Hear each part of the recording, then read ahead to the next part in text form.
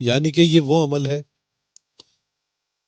کہ سب سے پہلے تو میں آپ کو ایک چیز بتا دوں کہ یہ عمل صرف اور صرف وہ شخص کر سکتا ہے جو کہ عامل ہو.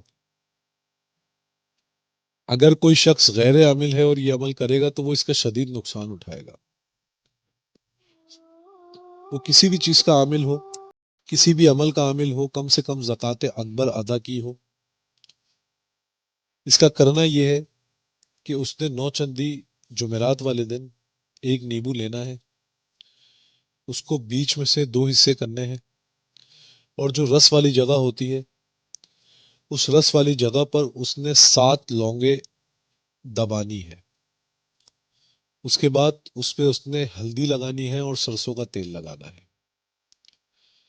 اور کم سے کم 700 اور زیادہ سے زیادہ 1100 مرتبہ یا کہارو پڑھنا ہے، یا پھر وہ جس عمل کا عامل ہو وہ عمل پڑھے. اس کے بعد اس نیبو پر دم کرے.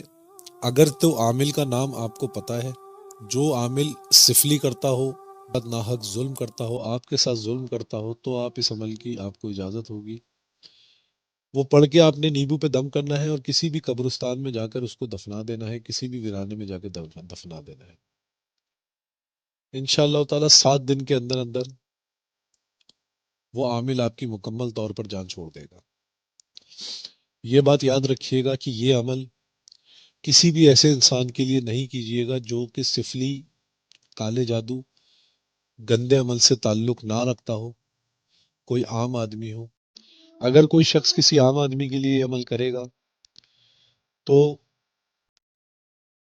اس شخص کے پاگل ہونے کا بھی خطرہ ہوگا جو شخص یہ عمل کرے گا، اور جو شخص یہ کسی کے ساتھ ناحق یہ عمل کرے گا اس شخص کا بھی دماغ پلٹنے کا اور پاگل ہونے کا شدید خطرہ ہوگا. لیکن اگر کوئی شخص حق پر ہوگا، جائز ہوگا، اس کے ساتھ ناحق ہو رہا ہوگا، اس کے ساتھ ظلم ہو رہا ہوگا، اور جو کر رہا ہوگا وہ خود عامل ہوگا یا جادوگر ہوگا یا سفلی کرنے والا ہوگا، تو انشاءاللہ تعالیٰ 7 دن کے اندر اندر وہ عامل اس کی مکمل طور پر جان چھوڑ دے گا. یاد رکھیں اس کی اجازت بالکل بھی کسی سے کے ساتھ ناحق کرنے کی نہیں ہے، ورنہ نقصان کے ذمہ دار آپ لوگ خود ہوں گے. یہ عمل مجھے ایک مجذوب بزرگ نے دیا تھا تو میں نے سوچا کہ آپ لوگوں کے ساتھ شیئر کروں.